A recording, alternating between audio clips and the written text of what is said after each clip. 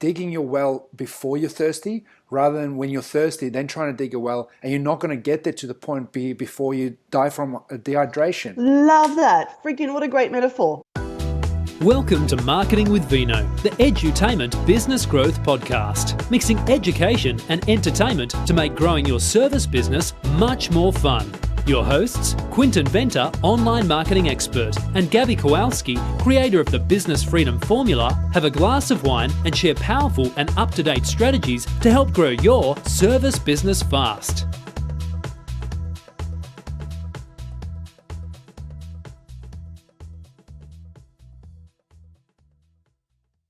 Hey guys, welcome to another amazing episode. Marketing with Vino. Joining us is the most amazing Gabs. Welcome, Gabs.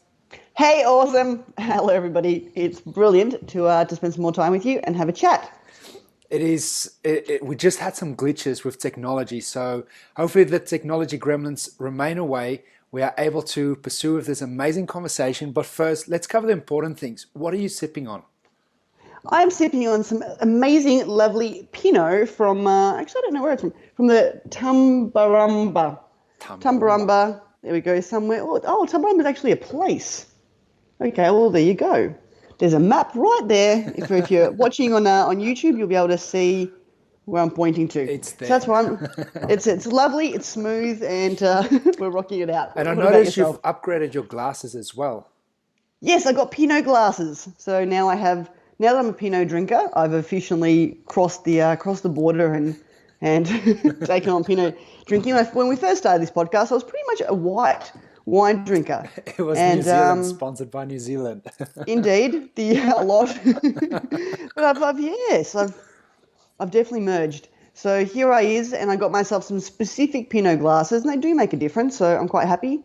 Yourself, my dear, you've got a special wine, don't you? I've got a special wine. So we picked up this one, straightforward. I love the label. If you're watching it on YouTube, you can see it. How's that for design? It is just straight simple. What it is. Like there's no fancy stickers or anything. It's a Gamay wine, Gamay grape varietal. It is my new favorite wine. We opened it last night, so I'm finishing the bottle off. It's had time to breathe. I don't have a fancy glass like you, but even in this glass, it still is amazing. Like beautiful. I like it. Chin chin, and let's get into it. Let's see what this wine does for the conversation. Ladies and gentlemen, our awesome listeners and viewers on YouTube, we want to have a chat to you about something that I feel is really important, because I find that when I get clients come and see me, regardless of how long they've been in business, there's this common thing that seems to happen, and there's so many different marketing projects to do. Which one do I do? One problem, they usually try and take on too many at once, get overwhelmed, fried, and don't finish anything. Yeah. The other one is sometimes they're actually doing the wrong project at the wrong time for what they're wanting to achieve. So here's the thing. To me, there's actually two stages. There's more than two, but I'm just going to chunk it up to two and tell me what you think. Yeah. There's two stages in business. You can either be in a stage of shit, I need clients because things are a bit dry, or you can be in a stage of, you know what, things are cruisy, I want to scale and grow and, have even more. Does that make sense? So yeah. I'm comfortable, I'm okay financially, I've got money to reinvest, but I haven't hit my absolute vision yet. There's more, so two places. I need clients, or cool, I'm there. Mind you, yes, there's a third place. The third place is you have grown, and that's a whole different topic. The purpose of this is for the people that are either in a place of, or let's take this to the next level, and so from me, it's which projects do you do? Because there's different marketing projects that you do for different, like for these two different things. Yeah, totally. So to me, if you're here in the category, ideally, I believe, yes, you should look at long-term marketing projects that are going to last, that are going to position you as an expert and, really help you thrive in the long term, like content marketing. Yeah. So, for example, making video blogs, making blogs, doing a podcast like this. Sharing love, yeah. Sharing love, content marketing, in its traditional form. By all means, definitely do that. However, if you've only got time to do one project, you don't actually have the ability to do a couple, like you can't just do content marketing plus joint ventures or plus something that's going to get you clients instantly, then I'd be inclined to tell you don't do content marketing yet. If you don't have the time to manage content marketing plus something that gets people through the door, if you're in R, Does that make sense? Yeah, totally. Because usually content marketing is more of a slow burning machine. It's something that we do in order to position ourselves over time. So when you look at people that currently have massive followings, there was a time at the very beginning that they all quite frankly didn't. Yeah. We all started with zero. That's the key thing. Yeah. And so here's the thing. So if you've got room to do a couple, definitely content market and do something that gives you more instant gratification. If you're in the, I need clients ASAP category. Yeah. If you're in the category of things are good, like things are actually good, we've got clients coming in, we've got systems in place, great joint ventures, our advertising's working, our referrals are working, whatever, like we're actually cash flow is good. Then if you're in that category, you have to take content marketing, social, like you've got to embrace social media and content marketing quite strongly. Yeah, totally, yeah. Would you agree with that? Also, to add to that, if you've got the time, if business is comfortable where you are right now, that there's foot traffic coming in and there's constant turnover, so systems are working, and you actually have time, that's when you need to start focusing on content marketing. Because yes, you may be at a stage where all of a sudden business is working, but it also means that at that time your time might be taken up so strictly that you may not even have the time to create content. So it is also to understand that if you have time and things are going smoothly, create content continuously, re-innovate it so that you can get something out there for the long run. It's almost like digging your well before you're thirsty, rather than when you're thirsty then trying to dig a well, and you're not going to get there to the point before you die from dehydration. Love that. Freaking what a great metaphor. Oh, I love that. There are certain marketing projects that are deep, meaning that if you're looking at the return on investment being a well, some wells are shallow and some wells are really deep. Yeah, totally. Now, don't get me wrong, I believe you should build all wells. It's not like you shouldn't actually build the wells. It's more of a which well do I build and for what reason? Which ones are shallow and which ones are not? Yeah. So I'm going to give a few shallows and I'm going to give a few deep ones, and I'd love it if we've got to be excited and continue on, see where it goes. That's right. So one shallow well is referral. Yeah. It's actually asking for referrals. And there's a few ways you can do that. You can straight up just ask for someone to give you names and numbers depending on the nature of your business, or you can like what I really like is, giving people an incentive of some sort. Yeah. So for example, with It's Simple, I've got two businesses. With It's Simple, which is my business mentoring business, what I do is I run an event called the Business Freedom Intensive. And for my awesome clients, they get to give a couple of tickets away to their friends or family who are a perfect fit for my message. And that's like, it's a gift. So when they're talking about how cool I am, they can say, Gabby is so awesome, blah, blah, blah, blah, blah. This is all the cool stuff I've achieved with her. And by the way, she's running an event. I've got a couple of free tickets. Do you want to go? Now, what this does is this means that the person didn't just hear about me. Now they've got this really easy way to experience me in some way, shape, or form. Yeah. And from there on we go. Now, if any of their friends or family actually do purchase a mastermind, join me and work with me as a client, then I reward my clients with a thank you gift of some sort. And it varies depending on. But I usually say, hey, can you help me out? You're awesome. I want more awesome people just like you. You got a couple of tickets to the Business Freedom Intensive. Invite any friend or family member that you believe fits our awesome community. Yeah. And as a thank you, if any of them actually join, I'll give you X, and I install something cool. Now, to be honest with you, my clients don't do it for the gift. I'll be honest. However, I still think it's nice to say thank you. So of course, in your referral program, there's different referral systems work for different industries. For some industries, it literally pays or works to say, if any of your friends or family purchase, I'll give you X in cash or X in vouchers, or it could be a monetary reward. Yeah. For some industries, it could be more of your service. Yeah. It could be more of your product. Yeah. So it's just if anyone does, it could be a percentage off. So I know what really works very well in the beauty industry is, 25% off their first haircut and you get 25% off your next haircut. Does that make sense? Yeah, it's similar what gyms do as well. Gyms will be, if you bring in a friend, you get a month or 2 months off your own membership, and they get a month for free as well. It's some cool deal that they have, and it's that own initiative. Yeah.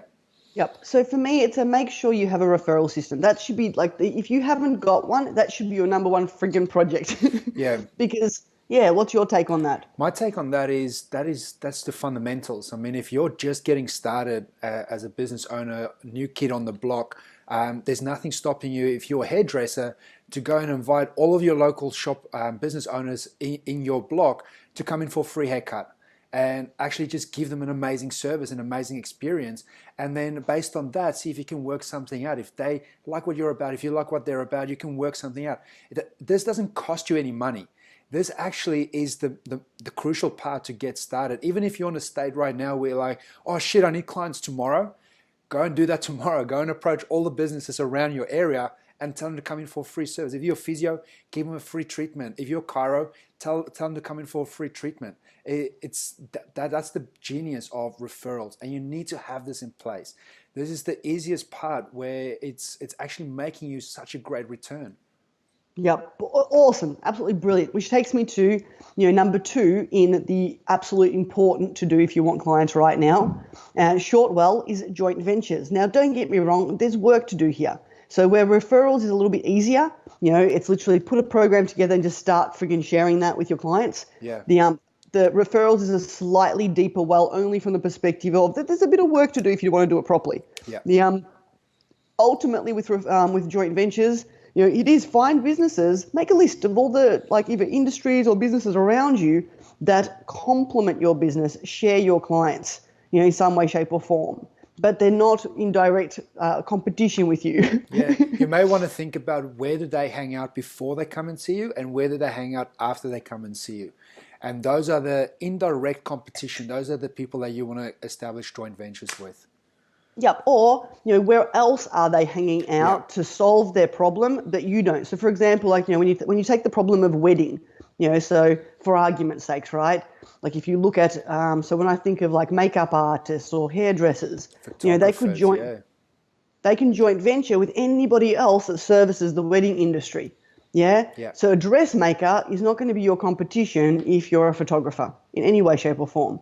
And so it's either what do they do before and after they see me, or what are they doing roughly at the same time? It's a either way though, it's a complementary thing. So joint ventures to me are definitely something that that we do ASAP in getting the clients in.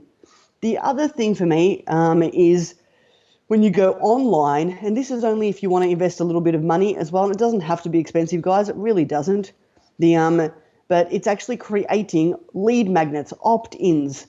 And so what we mean by that is if you've ever scrolled through Facebook and people are giving something away in replacement for your email and name, that's an opt-in. They're capturing you as a potential lead. Or if you've been on someone's website and you've seen something really cool, but you've got to give them your email for them to send it to you, that's an opt-in. And so for me, that's the first project anyone wants to build when they're online. If you've got a website sitting there without an opt-in, you need to have one ASAP.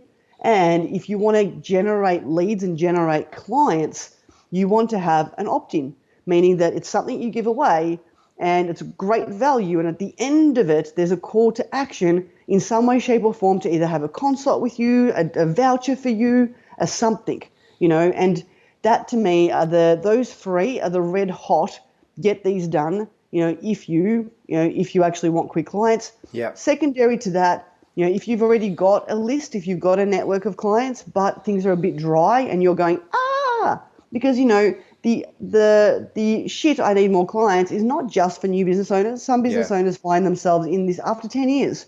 Things are great, or there's an industry change, or just things happen. More competition opens up around you, and all of a sudden, you used to be the only baker, in the whole of Melbourne, and now, whatever, in the whole of wherever you are, and now things have changed. And so to me, it's also reaching out to your list, to your databases. If you've got people's phone numbers, these are little simple things that laugh at that sometimes business owners just don't think of. Yeah, It's you're raising a very valid point there, where people, business owners particularly, the old model is the thinking of, I need to get more clients through the door, I need to get more customers coming in. But a lot of them lack the new age model, where it is, let's nurture the people that we actually have. Let's build a system internally in place that gets people to spend money with us, to spend more money with us, and then to actively refer friends. That's your 3D model, where you're stepping away from all the fancy stuff and the big things. Just look after your core, look after your internals. That you have a list right now that you can simply turn into money by simply reactivating them. It's right. It's funny. I had a conversation with my previous employer when I was still working at Crust as a pizza store manager, and we were having conversations. And one thing that he brought up was he's currently paying Menulog 10% for all the customers that's coming his way. So he's got a negative around paying another company 10% for the customers that he already has in his database. Where I simply just turn it around is like, yeah, cool, that's great if they send you new people, but why don't you focus on building a system internally that actually gets these people who spend more money with you, so you don't have to put 10% away to a company that's giving you what you've already got. And I think a lot of businesses, business owners, they make that mistake where they focus on, we need to get more customers, but they don't really focus on how can we get them to spend more money with us and to implement systems for them to actively refer friends to us as well. Yep, bingo. And, so this is where, as you're listening to this, as you're watching this, you think to yourself, when was the last time I reached out to my list? And I'm not talking about just sending them a monthly newsletter if that's what you already do. I'm talking about, when was the last time you reached out and said something like, or to your old list? Like, there's going to be people that potentially have not been in to see you for a little bit. Yeah. So I find that with your clients, depending on the nature of your business, because if you've got the kind of business where clients stay with you for a long time, then you should have a list of clients. If you've got the type of business that you're selling more of a high ticket item once off and off they go, once again, that is different. So let's just presuppose right now that, we're talking like this conversation is for the people that do have clients that actually do, that do stay with them long term. You don't fix their problem in 5 seconds. You should have a list of people. You should have a database of people that haven't been in, haven't had a haircut, haven't had an insert, whatever, haven't gotten their teeth cleaned if you're a dentist, for a little bit of time. And I want you to think, what can I do to reawaken that dead list? Yeah. Think to yourself, what could be a promotion? What could be hey, haven't seen you in a while, we miss you, want to give you a gift. Here, come back and see us and have this. This particular voucher for blah. Yeah. What's the promotion that you could run for the clients that you miss? That in itself, I think, is massive. I think if you reach out to your list and you started with, hey, we miss you, and we'd love to see you again, people are going to feel touched by that. I mean, that is something personal. That's something you would get from a best friend, where they're like, hey, dude, I miss you, man. Like, what have you been up to? That's the kind of mentality you want to have. You want to build that relationship where you're like, hey, man, I miss you. Come back. Let's hang out. Like, or if you need to spend money with me, here's a discount voucher. Just come back and let's hang out. Let's catch up. Love that. Love that. And so just there already, that's quite a considerable amount of tips for people that are in. Got one more, and that's direct mail. But there's a couple of versions with direct mail, and it's funny because direct mail is such an old strategy. Like, really. Yeah. It's since the start of time, basically, when direct mail. There'd be, there was years ago that there'd be a horseman riding along with anyway. The pigeons. Pigeons flying around, sharing people's promotions. So direct mail, obviously, direct mail is used every day. Otherwise, when you go to your mailbox, you wouldn't have a whole bunch of what we call junk mail, right? Yes. Now, here's the thing, though. A lot of business owners overlook direct mail, or may think it doesn't work. And to be honest with you, I believe there's ways to make certain marketing work and ways not to. Like when you look at, you could do a run around, if you're a local business, and you cater to the local market, I think direct mail is really good when it's used the right way. Yes. And so one way that I tell my clients to use it, and I've got a few clients right now building out awesome direct mail campaigns, is, as opposed to having someone just chuck a friggin' brochure or something in someone's mailbox, just get one thing. That majority of people are either going to take all their junk mail and throw it straight in the bin if they're too busy. Yeah. Usually the ones that please don't sit here and think that I'm generalizing with this. This is a general comment I'm about to make.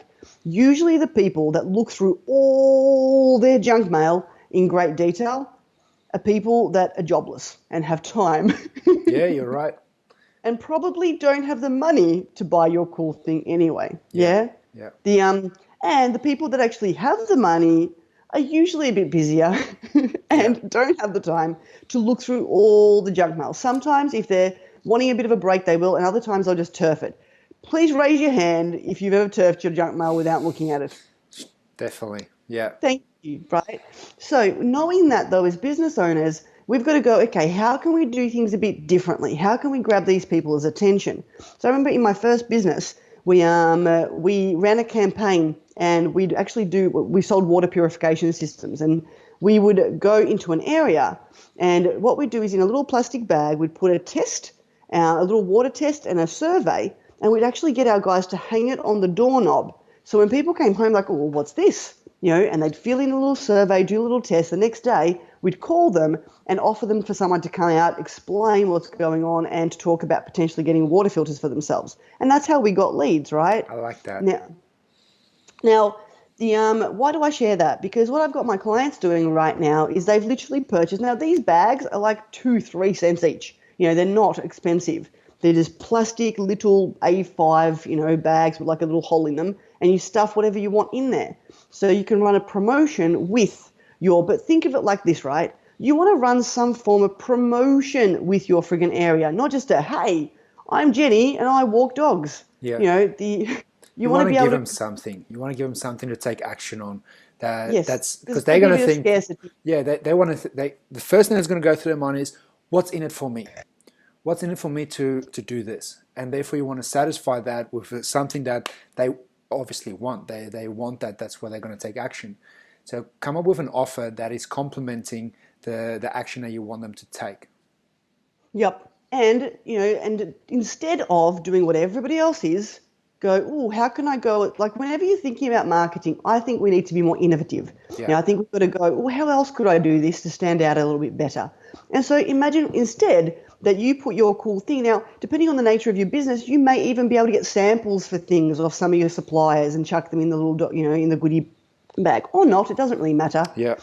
Ultimately, though, direct mail, think of it differently. Yes, go and speak to your area. There'll be people in your area that will be interested. Give them some form of an offer, and hang it on their door instead so they see it versus they're just getting lost in the rest of the mail. That's it. Actually, very quickly before we round this up, this reminds me of a conversation that we'll continue with Michael, where when we used to work together, and I used to be the store manager for his shops, we used to do menu drops. And when we spoke just the other week, he wasn't satisfied with their current service. He wasn't sure that the menu logs were still working. And knowing what I know now, I simply just turned around and said, Michael, everyone is currently sick of getting menus into their mailbox. Like, yes, it used to work, but they're currently getting it from every pizza shop around the corner and from every Vietnamese and every Thai shop and every Indian shop. They don't want to look at menus anymore. They want to look at something that is a lot more effective and especially for them, something that they can actually consume and get value from. So let's see if we can actually do something different. What if we, instead of it's a menu, it's an actual offer. It's a flyer with an offer. And with that offer, it is simply to get them to come in so that they can experience your pizza. I want to talk about the next episode, if it's cool with you, about the customer lifetime value. What does it take for the lifetime value of a customer, and what are you prepared to actually spend to get that person to come through your door? Knowing that, I love that. Yeah, so knowing that in the next 3 months, in the next 6 months, in the next 12 months, whatever you have put into place to monetize that customer more frequently throughout the journey, that's where you're prepared to pay more money to get to actually acquire a customer. And that's how you win the game.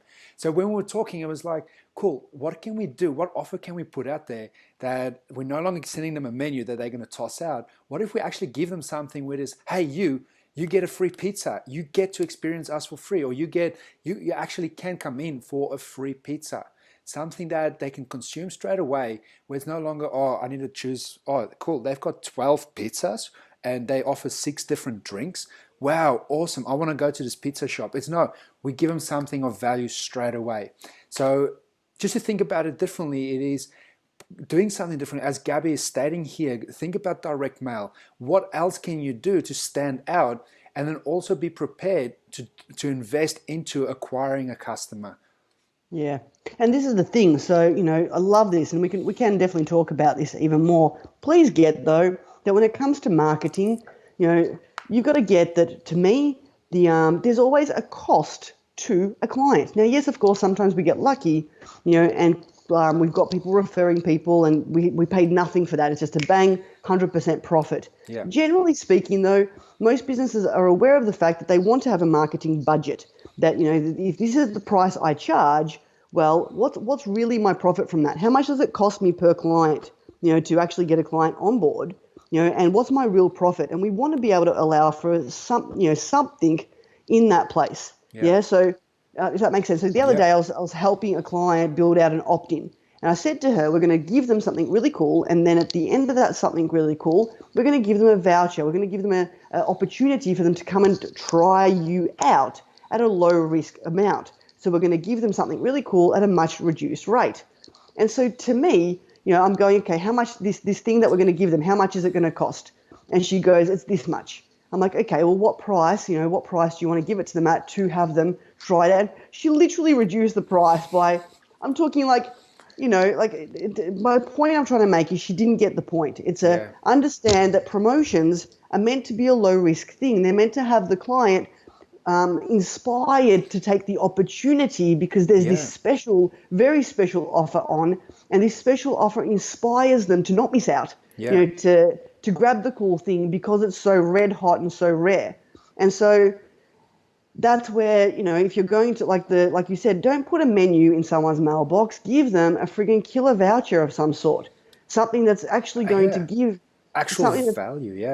Yeah, and it could, sometimes your stuff, honestly, sometimes when it comes to offers and promotions, we go backwards. We actually go backwards on the thing. So, for example, when I run the Business Freedom Intensive, which is come along, get to know me, spend a day, learning my whole business freedom formula, I sell tickets to that for $47. I promise you, I go backwards. Yeah. Yeah, if I don't get any clients out of that at all, I've totally gone backwards. I'm not making money on that event. To make money on that event, I'd have to sell the tickets for a higher amount. The reason I sell them at $47 each is purely to give people a low risk, awesome opportunity to give us a go. Yeah. And so I love what you're saying, because when we do the next podcast, and let's make a note of this somewhere, Quinton, that's what we're going to talk about next. I'm writing it down. Which is customer value. What's the customer worth to you? New customer value. And what are we prepared then to invest in grabbing that new customer in the first place? So if you're creating a joint venture, be generous. If you're going to cross promote and you're going to give your joint venture something cool for them to give to their clients, it might just be that they get to give a full free massage. Like if you're a masseuse, it could be that you give your joint ventures a voucher for a complete 60-minute massage that they can give their clients as an add value thank you. Yeah. Because if you get that client and they stay with you for a long time, they're worth a hell of a lot more to you than 60 minutes. Yeah. So it's about putting that out there. So I'd love to talk to you about that. So to wrap this up though, love it. Guys, if you're in the place of, want more clients right now, then have a look at referrals, joint ventures, direct mail, and doing some kind of a promotion. And if you're going to go online, build out awesome opt-in/lead magnets, put some cash behind them, share them on Facebook with your ideal market, and get clients that way. And I reckon that's a friggin' phenomenal start. Would you agree? I think we've shared enough here for them to actually go from to to actually breathe. Like they can feel comfortable again. And yes, they can be like, yay, I got a win finally. I think if listen to this a couple of times, what we shared here is powerful steps. And if you want to continue, if you've got questions around these steps, if you want to continue the conversation, join the club. Go to marketingwithvino.com, click the button and join the club. This is where it's your opportunity to ask us directly, how does these strategies apply to your particular situation? And we'd be gladly hang out there and give you what you need in order to get the results. That's right. So join Marketing with Vino Club if you haven't already. And just to make it really, really simple, go to marketingwithvino.com. There'll be a link there that says join the club. Just click that link and the rest of it will take care of itself. It's simple. Quinton, it's simple. Quinton, it's been freaking awesome chatting with you, my friend. Love you to bits. Love you, everyone that's listening and watching. And until next time. Thanks, Gabs. Love you. Bye. Bye. You've been listening to Marketing with Vino. If you enjoyed this episode and want to access the resources discussed in this episode, go to marketingwithvino.com and select which episode you've listened to.